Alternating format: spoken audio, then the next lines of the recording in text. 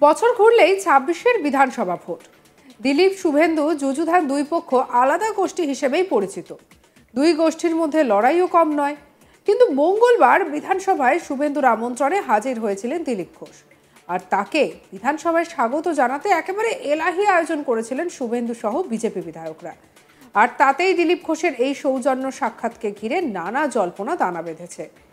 এজন্য দিলীপ ঘোষ বিধানসভায় গেলে তাকে ফুলের তোড়া দিয়ে অভ্যর্থনা জানান রাজ্যের বিরোধী দলনেতা শুভেন্দু অধিকারী। শিলিগুড়ির বিধায়ক শঙ্কর ঘোষ তাকে উত্তরীয় গলায় পরিয়ে সম্মান জানান। একে একে বিজেপি বিধায়কদের সঙ্গে নিয়ে তিনি নানা আলোচনা করেন। তাহলে কি বিজেপির ফের রাজ্য সভাপতি হতে চলেছেন দিলীপ? সেই নিয়ে কি বিধানসভায় বিজেপি বিধায়কদের মধ্যে এত আলোচনা? প্রশ্ন কিন্তু উঠছে, কেননা দিলীপ ঘোষের বিগত দিনের রেকর্ড দেখলে পরিষ্কার বোঝা যাবে যে দিলীপ ঘোষের নেতৃত্বেই কিন্তু বাংলায় বিজেপি শক্তপোক্ত হয়েছিল। ৩ থেকে ১৮টি সাংসদ পেয়েছিল বিজেপি, ৭৭ জন বিধানসভায় বিধায়ক হয়েছেন। তিনি দুবার রাজ্য সভাপতির দায়িত্বভার সামলেছেন, আর দুটো টার্মেই তার ফল খুবই ভালো ছিল। ২৬-এর আগে তাই বাংলায় বিজেপির পরবর্তী রাজ্য সভাপতি হিসেবে দিলীপ ঘোষকে কি আবার দেখা যেতে পারে? এই প্রশ্নটাই এখন বারবার উঠে আসছে। আবার শুভেন্দু দিলীপ সাক্ষাতে নতুন করে সমীকরণ তৈরি হয়েছে। বিধানসভায় এসে দিলীপ ঘোষ সাংবাদিকদের মুখোমুখি হয়ে ঠিক কি বলেছেন এবারে শোনাবো আপনাদের। আমাদের বেশিরভাগ বিধায়কই প্রথমবার জিতে এসেছেন, দ্বিতীয়বার জেতার জন্য প্রস্তুতি শুরু করতে বললাম আর কি। বিশেষ কোনো দাওয়াই জনসংযোগ করার কথা বলবেন? জনসংযোগ তো করতেই হয়, সারা বছর করতে হয়, কিন্তু নির্বাচনকে কেন্দ্র করে জনসংযোগের একটু অন্যরকম হয়, সেজন্য সেইভাবে প্রস্তুতি নেওয়ার জন্য কথাবার্তা হলো। মাঝে মধ্যে কি এবার যেহেতু ২০২৬-এর নির্বাচন, মাঝে মধ্যেই কি বসতে হবে বা আসা? মাঝে মধ্যে নয়, আমি বিধানসভায় সদস্য ছিলাম, চলে যাওয়ার পরেও প্রত্যেকটি বিধানসভা অধিবেশনে প্রায় একবার আমি আসি, খালি বিধায়কদের সঙ্গে নয় আপনাদের সঙ্গেও দেখা করতে আসি। তো সেই পারপাসে আগের সত্র ঠিকমতো চলেনি, সবাইকে পাওয়া যায়নি, ইচ্ছা ছিল, আসা হয়নি। এবারেও আসার ইচ্ছা ছিল আমার। মাননীয় আমাদের দলনেতা বিধানসভায় তিনি নিজে আমাকে বললেন যে অমুক দিন আমি থাকবো, ওই দিন আসুন, একসঙ্গে খাওয়া দাওয়া করা যাবে, দেখা হবে। তাই আজকের ডেটটা আগের থেকে ঠিক ছিল, সেই হিসাবে এসেছিলাম, একসঙ্গে হয়ে গেল কথাবার্তা সব। জেলায় জেলায় যাবেন এইসব বিধানসভা কেন্দ্রগুলো?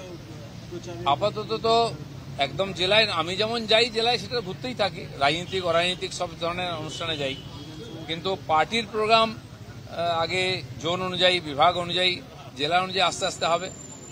আমি আর শুভেন্দুদা একসঙ্গেও অনেক জায়গায় থাকবো, আলাদা আলাদাও থাকবো। আমাদের রাজ্য সভাপতি আছেন, তিনিও কিছু জেলায় যাবেন।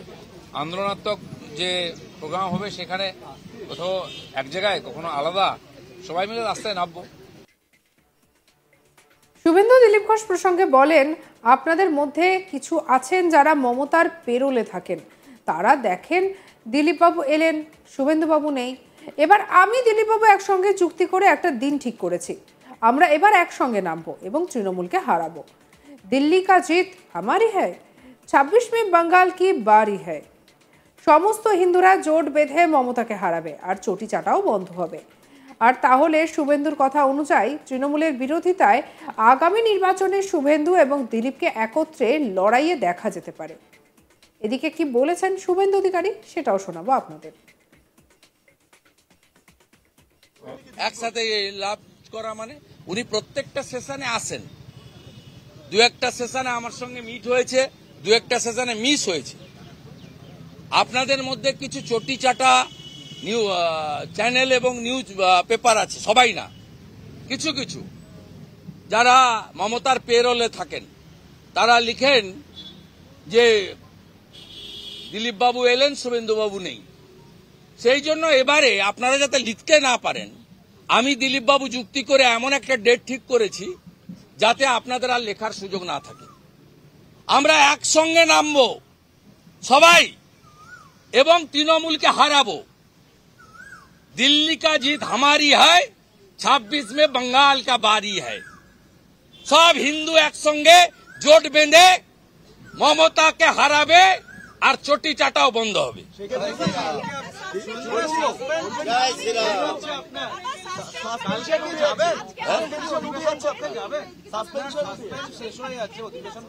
আমাদের একজন কলিগ দীপক বর্মন তাকে অবৈধভাবে সাসপেন্ড করেছে, তার প্রতি সংহতি জানিয়ে 20 তারিখ পর্যন্ত আমি দীপক বর্মন যেখানে থাকবে আমি সেখানেই থাকব।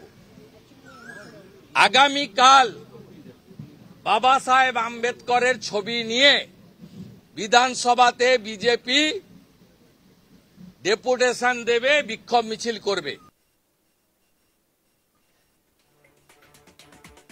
অন্যদিকে দিলীপ ঘোষকে সাংবাদিকরা প্রশ্ন করেন, বিরোধী দলনেতা বলছেন যে ক্ষমতা এলে নাকি সংখ্যালঘু বিধায়কদের চ্যাংদোলা করে ফেলে দেবেন। অন্যদিকে তৃণমূলের বিধায়ক বলছেন মুর্শিদাবাদে গেলে আটকে রেখে দেবেন। এই প্রসঙ্গে দিলীপ বাবু মন্তব্য করতে গিয়ে বলেন, এই ধরনের রাজনীতি রাজনীতির বিষয় নয়, কিন্তু যে ধরনের বক্তব্য সরকারি তরফ থেকে আসছে তাতে করে প্রতিক্রিয়া তো হবেই। রাজনীতিটা রাজনীতির জায়গায় থাকুক, কোনোটাই আমি সমর্থন করি না। কি বলেছেন দিলীপ ঘোষ শোনাবো। দেখুন, এই ধরনের রাজনীতি এটা রাজনীতির বিষয় নয়, কিন্তু যেভাবে হাওয়া গরম করার চেষ্টা হচ্ছে বা যে ধরনের বক্তব্য সরকারি তরফ থেকে আসছে, এই এখানকার মেয়র বা মন্ত্রী তিনি যদি বলেন যে যারা অমুসলমান তাদেরকে ধর্মান্তরিত করে মুসলমান করতে ধন্য করতে হবে, বা একজন এমএলএ যদি বলেন হিন্দুদেরকে গঙ্গার জলে ফেলে দিতে হবে, প্রতিক্রিয়া তো হবেই। কোনোটাই আকাঙ্ক্ষিত নয়। রাজনীতিটা রাজনীতির ক্ষেত্রে গণতন্ত্রে এবং সংবিধানের আধারেই হোক, এটা আমরা চাই। আমার মনে হয় এখানে যে সরকার আছে তাদের তরফ থেকে সেই ধরনের পরিবেশ তৈরি করা দরকার আছে যাতে উত্তেজনা না ছড়ায়।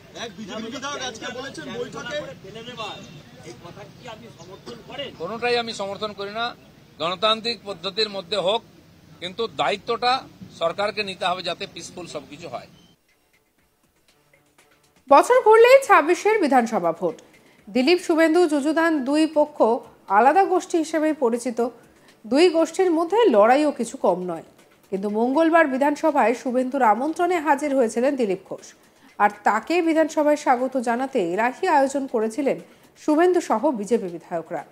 আর তাতেই দিলীপ ঘোষের এই সৌজন্য সাক্ষাৎকে ঘিরে নানা জল্পনা দানা বেঁধেছে। এদিন দিলীপ ঘোষ বিধানসভায় গেলে তাকে ফুলের তোড়া দিয়ে অভ্যর্থনা জানান রাজ্যের বিরোধী দলনেতা শুভেন্দু অধিকারী। শিলিগুড়ির বিধায়ক শঙ্কর ঘোষ তাকে উত্তরীয় গলায় পরিয়ে সম্মান জানান। একে একে বিজেপি বিধায়কদের সঙ্গে তিনি নানা বিষয় নিয়ে আলোচনা করেন। তাহলে কি বিজেপির ফের রাজ্য সভাপতি হতে চলেছেন দিলীপ? সেই নিয়েই কি বিধানসভায় বিজেপি বিধায়কদের সঙ্গে আলোচনা? প্রশ্ন কিন্তু উঠছে, কেননা দিলীপ ঘোষের বিগত দিনের রেকর্ড দেখলে পরিষ্কার বোঝা যাবে যে দিলীপ ঘোষের নেতৃত্বেই কিন্তু বাংলায় বিজেপি শক্তপোক্ত হয়েছিল। 3 থেকে 18টা সাংসদ পদ পেয়েছিল, 77 জন বিধানসভার বিধায়ক হয়েছিলেন। কিন্তু তারপরে হিসাবটা কিন্তু অনেকটাই বদলে গিয়েছে।